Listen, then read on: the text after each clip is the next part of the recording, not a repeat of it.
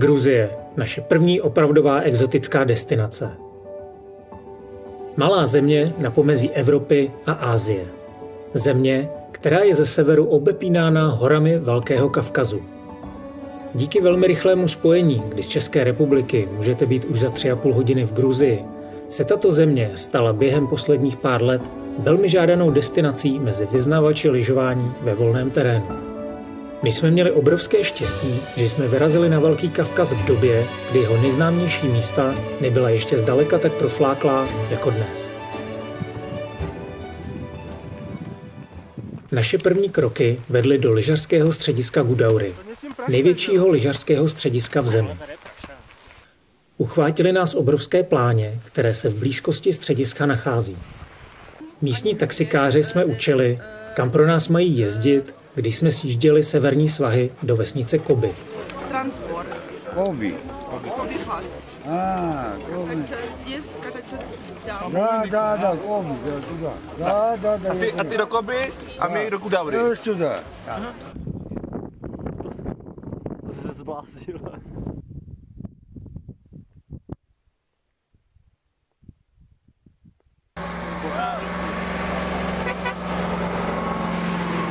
V prvním roce jsme vozili lyže zapíchnuté jen tak z okénka auta. V dalším roce už měl řidič velkého tranzita zrakví na lyže. Dnes vede lanovka až k vesnici Koby a z málo známého střediska se stalo moderní středisko alpského stylu. Ale to my jsme už dávno upřeli zrak na oblast Horní Svanety. Konkrétně na místní metropoli Mestii a její blízké velikány. Velmi zajímavé bylo sledovat, jak se tato oblast během pár let změnila takřka k nepoznání. Ospalé městečko, kde v zimě stáda krav žrala odpadky přímo z kontejneru na náměstí, se změnilo z trochu nadsázky na San Anton východu a z našeho dvorního řidiče, který vázal lyže na střechu vázacím drátem, se stal boss místní přepravy. Nejzásadnější změnou bylo to, že přilehlé nádherné kopce již nenavštěvovalo jen pár dobrodruhů z východního bloku, ale začalo zde být rušno. Pokud si člověk zažije možnost být na nekonečných pláních sám, je těžké zvyknout si na něco jiného. A tak přišel čas objevit nové Eldorado, vhodné pro lyžování ve volném terénu. Salaš je pro mě v podstatě nějaká opuštěná budova v horách, kam se v létě chodí pást zvířata, krávy možná, a v zimě tam je pusto prázdno. V lednu 23 jsme měli v plánu, respektive jsme bodli prst do mapy Velkého Kavkazu a našli jsme místo, které jsme si mysleli, že bude super na lyžování ve volném terénu. Měli jsme tam v plánu strávit týden jenom v tom stanu odříznutý od světa, 1000 výškových metrů od vlastně nejbližší vesnice, asi 10 kilometrů vzdálenost od té vesnice. A chtěli jsme tam objevit prostě nový místo, kde by se dalo krásně jezdit a nebyli by tam hlavně ostatní lidi. Byli bychom tam jenom my. Po příletu do Gruzie jsme dojeli vlastně do vesnice, která byla pod tím naším údolím. Ta vesnice v zimě je úplně opuštěná, že je tam jenom pár místních. U jednoho z nich jsme přespali. Vyprávěl nám o tom, jak v zimě tam nikdo nejezdí. Vlastně vůbec netušil, co tam jdem dělat. Každý, koho jsme potkali, tak nám vyprávěl o tom, že máme jet lyžovat do Užguly, že tady se prostě nelyžuje, což nám vlilo krev do žil a věděli jsme, že jsme tam správně. Samozřejmě první noc probíhala držba s paním místním domácím.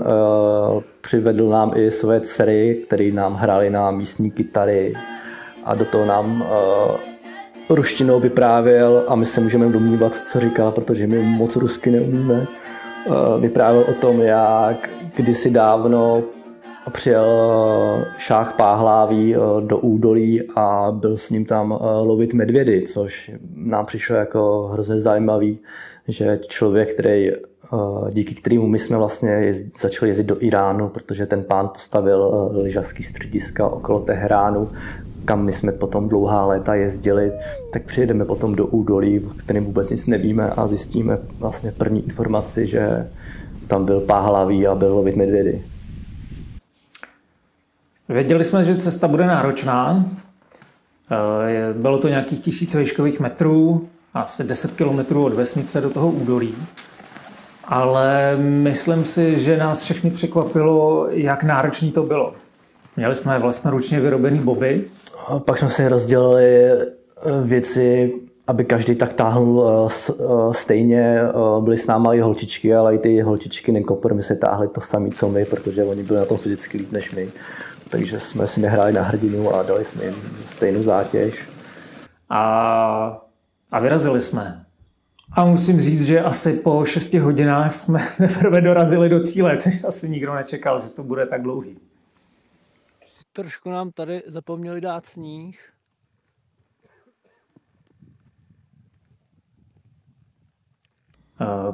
První noc nakonec proběhla hladce, ani jsme to možná nečekali. Měli jsme poměrně dobrou výbavu, dobrý spacáky, teplý oblečení, takže sice bylo -10, ale ráno, jak začalo svítit sluníčko na stán, tak bylo okamžitě vedro, takže hnedka byla slíkačka a všechno fungovalo. První den na lyžích bylo poměrně velký zklamání pro všechny. Byla slabá sezóna, málo sněhu a náš první vejlet, zkusili jsme si, že sníh je dost ufoukaný, nejezdí to po něm, špatná lavinová situace, takže se nedalo jezdit žádný prudký svahy. A první večer po ježdění vlastně byly takové tendence ve skupině, že bychom to zabalili a vrátili se zpátky. Udělali si nějaký výlety po Gruzii, úplně někam jinam a vlastně moc ani nelyžovali a nebo testovali stán. Druhý den jsme se odvážili jít kousek dál, šli jsme asi hodinu na vzdálenější hřebeny. Vylezli jsme až někde do 3000, kde bylo i po 14 dnech po sněžení byla spousta prašanů. Situace byla lepší i z pohledu těch lavin, takže nakonec jsme se docela dobře zajezdili a nálada se rapidně zlepšila.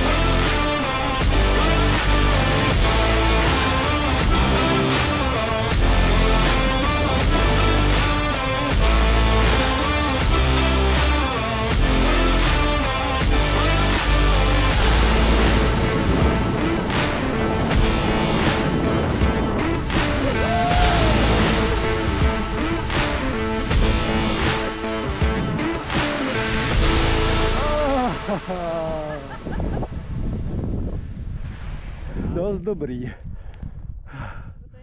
A bylo trošku překvapením, že vlastně celý týden jsme v tom stanu měli super náladu, i přesto, že jste s těma lidma na jednom místě 24 hodin denně, prostě nemáte kam utíct, nemáte se kam schovat, ale všechno dobře dopadlo. Pěkně jsme si sedli a nebyly žádný problémy. Vlastně od začátku, kdy jsme roztopili kamínka, tak jsme hráli takovou hru a hlavně si nepropal bundu, případně cokoliv jiného. A víceméně Když se vrátíte do stanu, tak začnete pracovat na tom, abyste si usušili věci a uvařili si jídlo a tak nějak vám to vystačí a když to máte hotový, tak jdete tak akorát spát. No. Není moc prostoru na nějakou větší zábavu.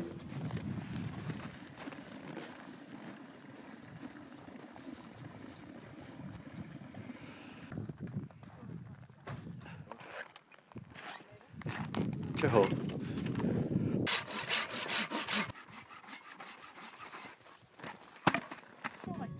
No, pro mě bylo nejlepší to, že jsme se všichni ve zdraví vrátili domů. Z toho jsem měl trošku strach, protože celý týden jste tam vlastně bez signálu, ani na těch hřebenech 3000 není žádný signál, takže jakýkoliv problém, a že samozřejmě se jich mohlo stát hodně, tak by mohl znamenat prostě konec akce a možná nějaký velký nepříjemnosti.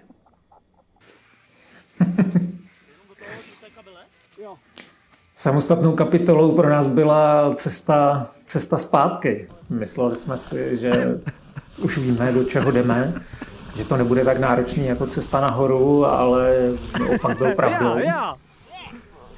Jelikož ty boby jsem vyráběl já a neměl jsem s tím jako nikdy žádné zkušenosti, vyrobil jsem vlastně 6 bobů a Bára členka výpravy si vyrobila svoje jedny. Tak samozřejmě ty boby měly spoustu věcí na vychytání, to znamená, že třeba tam nebyly drážky, které by vedly směr a nebyly tam tyče, které by držely distanc těch bobů od toho lyžaře před sebou. Kočírovat ty boby naložený po cestě dolů, kde v začátku byl i sníh, pak už toho sněhu ubývalo, tak bylo samozřejmě náročnější. Ty saně vás buď dojížděly, šlapali vám na paty, nebo vás předjížděli. Samozřejmě po té cestě bylo spousta srázů, do kterých se občas někdo vydal nedobrovolně. Bylo to hodně zábavy po cestě. Samozřejmě všechny ty aspekty toho výletu, vzpomínám na ně strašně rád, ale když bychom nemuseli nahoru tahat všechny ty věci, tak bych byl samozřejmě radši. Byla by to jednodušší cesta a ten výlet by dostal úplně jiný dimenze.